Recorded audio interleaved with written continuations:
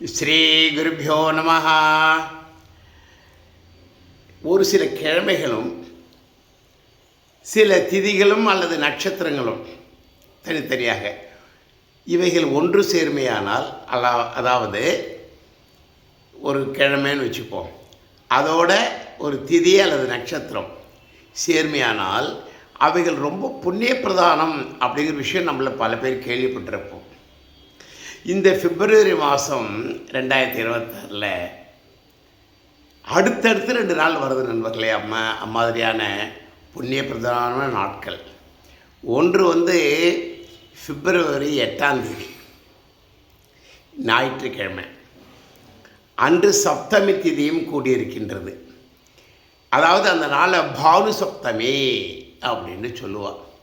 பானு சப்தமி ரொம்ப புண்ணிய பிரதானமான நாள். அன்று நம் இல்லங்களில் விசேஷ பூஜை புரஸ்காரங்களில் ஈடுபடலாம், வேத பாராயணத்தை ஏற்பாடு செய்யலாம்.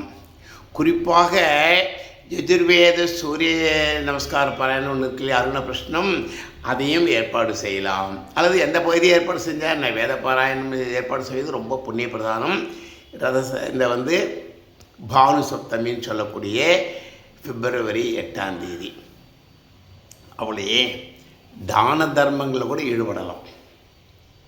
ஏதாவது புதுசாக ஏதாவது துவங்கணும் அப்படின்னா இன்றைக்கி துவங்கலாம்.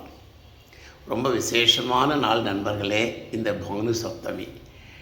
அதே மாதிரி அடுத்து திங்கள் செவ்வாய் புதன்கிழமை வருது இல்லையா, புதன்கிழமை அதுவும் ஒரு விசேஷமான புண்ணிய பிரதானமாக வருகின்றது நண்பர்களே.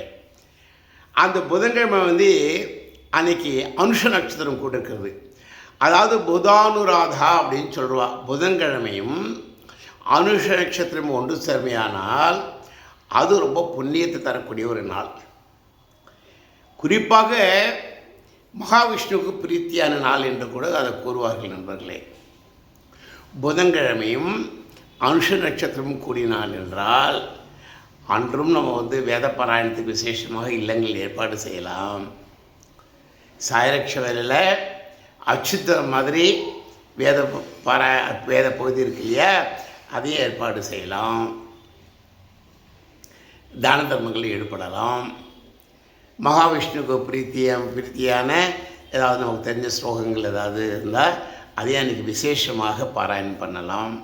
மொத்தத்தில் இந்த புதானுராதா, அதாவது புதன்கிழமையும் அனுஷ நட்சத்திரம் கூடிய பிப்ரவரி 11 ரொம்ப புண்ணியத்தை தரக்கூடியது. பிப்ரவரி 8 பானு சப்தமி, ஞாயிற்றுக்கிழமையும் சப்தமியும் கூடின ஒரு புண்ணிய பிரதானமான நாள். பிப்ரவரி 11 புதானுராதா, அதாவது அனுராதான்னா அனுஷ நட்சத்திரம், புதன்கிழமையும் அனுஷ நட்சத்திரமையும் சேர்ந்து இருக்கிறதுனால் அதுவும் நமக்கு புண்ணியத்தை தரக்கூடிய ஒரு மகோன்னத்தமான நாள். இந்த 2 நாளில் நம்ம உபயோகப்படுத்திக்கலாமே ஏதாவது இல்லையா. புண்ணிய காரியங்களில் ஈடுபடுவோம். தான தர்மங்கள் செய்யறதிலே ஈடுபடலாம். ஒரு நாளாக ஏதாவது தானம் செய்யணும் தர்மம் செய்யணும் மனசில் நினச்சிட்டு இருந்திருப்போம். அதை ஏதாவது சில காரணங்களாக தள்ளி போட்டுகிட்டே இருப்போம். இந்த 2 நாளில் ஒரு நாள் அதை நம்ம சூஸ் பண்ணிக்கலாமே. ஏதாவது வேத பாடசாலைக்கு கைங்கரியம் செய்யணும்னு நினச்சிட்டு வச்சுங்களேன். இந்த 8 பானு சப்தமி, 11 பிப்ரவரி மாதம் புதானுராதா, 2 நாளில் ஒரு நாளில் தேர்ந்தெடுக்கலாம். மொத்தத்தில் ஆத்மார்த்தமாக இன்றைக்கி விசேஷமான பூஜையில் 2 நாளும் ஈடுபடுவோம். 2 நாளையும் நாம்